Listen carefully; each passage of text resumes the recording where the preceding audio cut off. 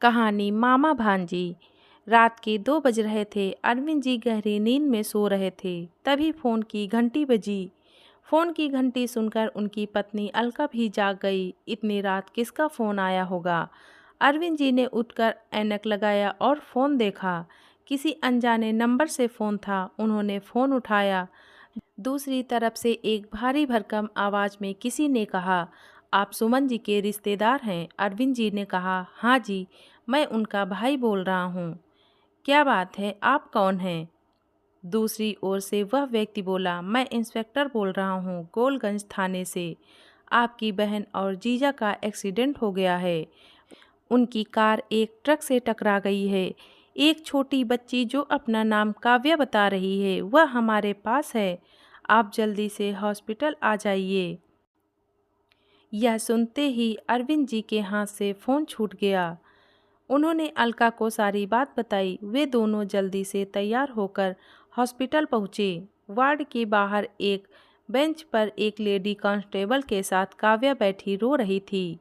अलका ने उसे संभाला। अरविंद जी अंदर गए। वहाँ इंस्पेक्टर और डॉक्टर दोनों खड़े थे। उन्होंने बताया कि उनकी बहन और जीजा अब इस दुनिया में नहीं रहे।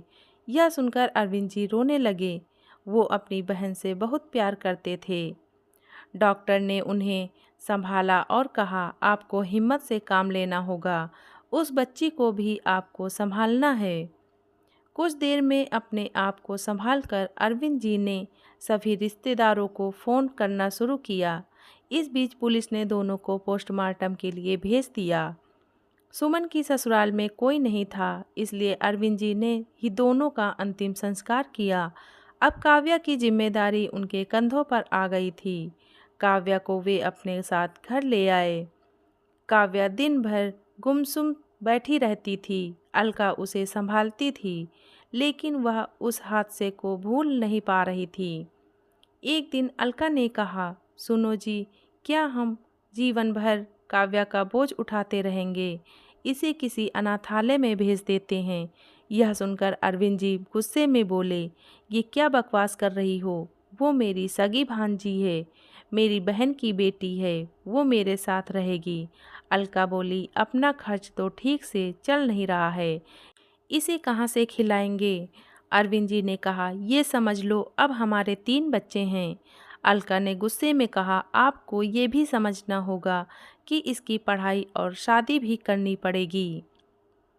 कहाँ से होगा ये सब? अरविंद जी ने कहा, सब हो जाएगा, ऊपर वाला सब इंतजाम करेगा। तुम बेकार की बातें मत करो। अगर ये तुम्हारी बहन की बेटी होती तो क्या इसे अनाथ आश्रम भेज देती? अलका चुप रह गई, लेकिन अब वो काव्या से मन ही मन नफरत करती थी।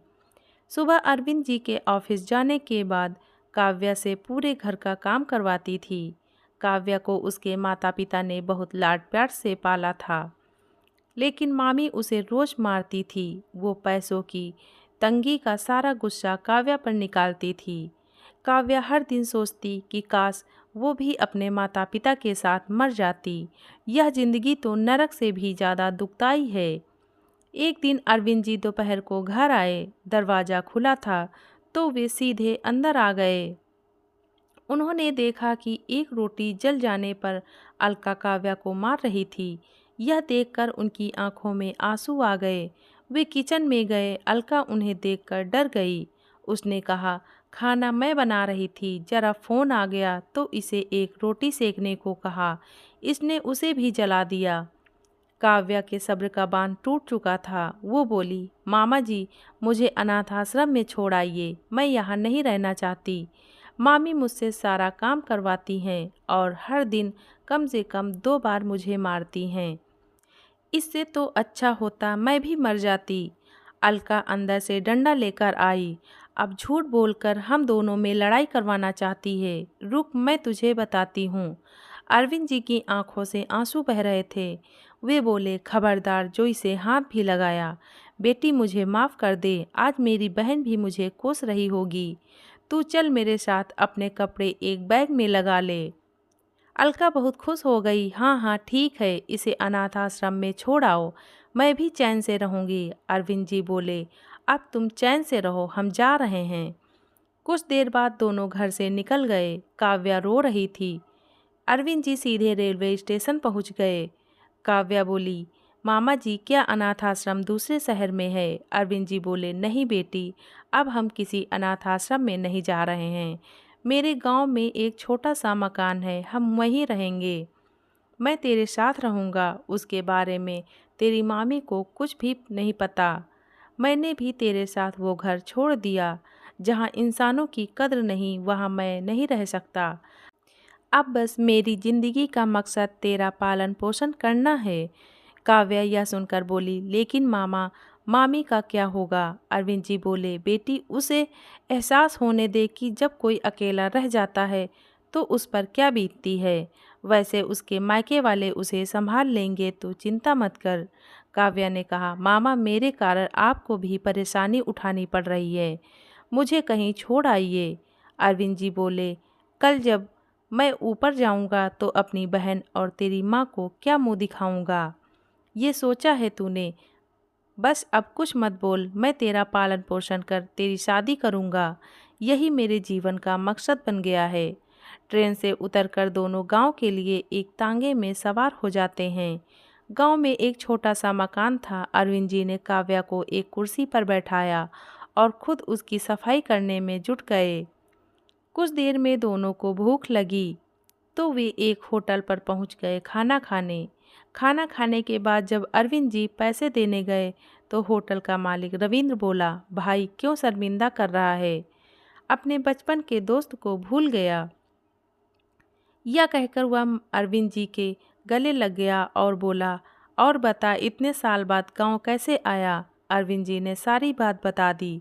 यह सुनकर रविंद्र बोला, एक काम कर, यहीं बस अड्डे के पास मेरी ज़मीन है, वहाँ तू ऐसा ही होटल खोल ले।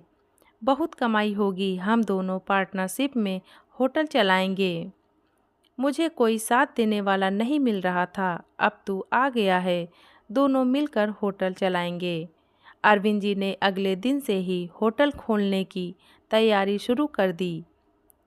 दोनों कुछ पैसे लगाकर कुछ ही दिनों में एक होटल खोल लिया। उन्होंने काव्या का दाखिला भी एक अच्छे स्कूल में करा दिया।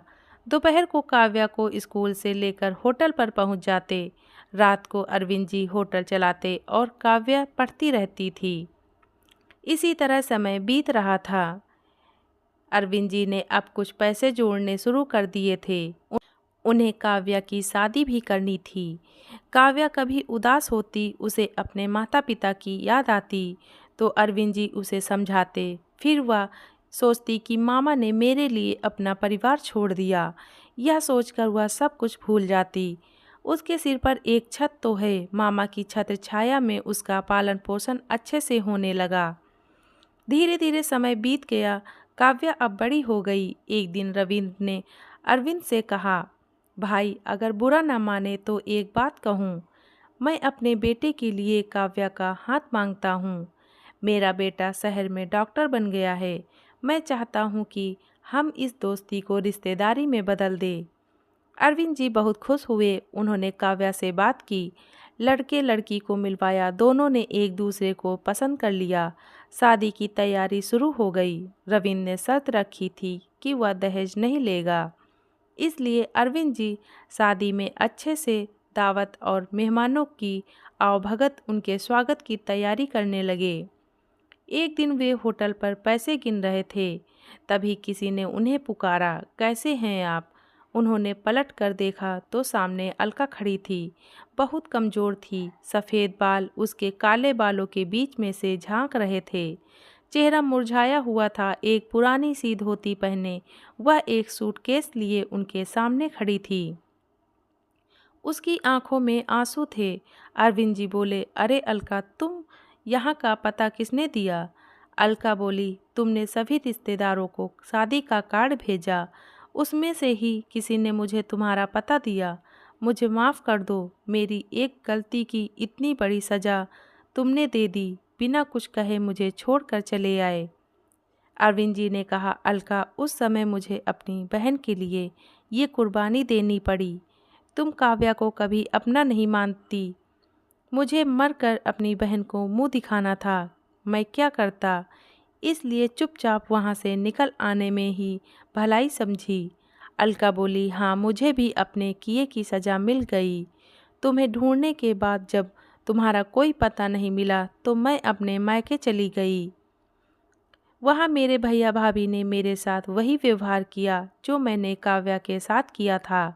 मैं वहाँ से निकलकर एक अनाथ आश्रम में चली गई।